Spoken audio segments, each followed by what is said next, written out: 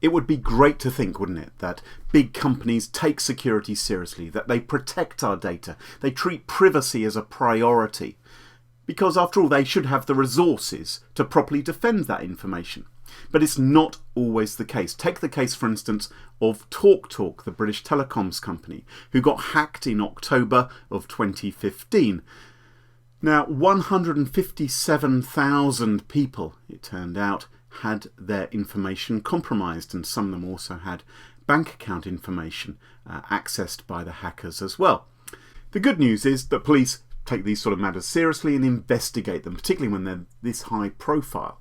And they arrested a 16-year-old. He's just appeared in court. He's now 17, and he's admitted 7 charges under the Computer Misuse Act, and we expect him to be sentenced in December.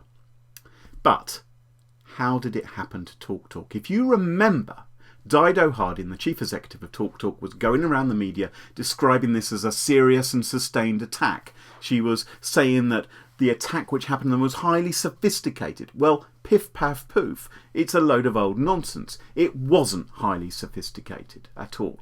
Instead, what it was a SQL injection attack. And this was verified by a study done by the Information Commissioner's Office. They looked into exactly what was going wrong at TalkTalk and how this occurred. And they found that web pages were vulnerable to SQL injection attacks, an attack which has been known about for more than 10 years. It's like Security 101. If you're a web developer, you need to know how to harden your web pages against these kind of attacks. But more than that, there were databases being run on TalkTalk servers which hadn't been updated with the latest security patches. The software wasn't being protected, so some of those databases were vulnerable to security holes which had been known about for more than 3 years. Now, when you have websites publicly facing the internet which are vulnerable to those kind of problems, it really becomes child's play for hackers to determine that your website is vulnerable to a SQL injection attack and then to begin to extract the data out, in this case, TalkTalk customer data. It's not as though SQL injection attacks were completely unknown to TalkTalk. In fact, during the course of the year, they'd suffered a number of other SQL injection attacks against their website, which they'd known about but hadn't responded to.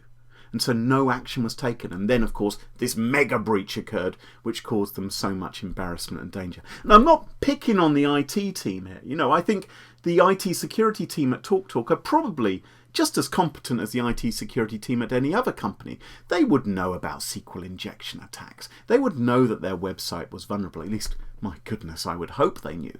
No, what I think is much more likely is that management wasn't giving them the go-ahead to fix these problems, and that security wasn't being treated as a priority. Yes, of course, what this teenager did by breaking into TalkTalk systems was wrong.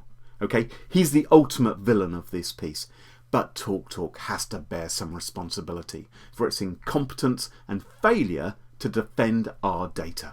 Frankly, it's shameful that TalkTalk's web pages were vulnerable to those kind of vulnerabilities. It should never have happened.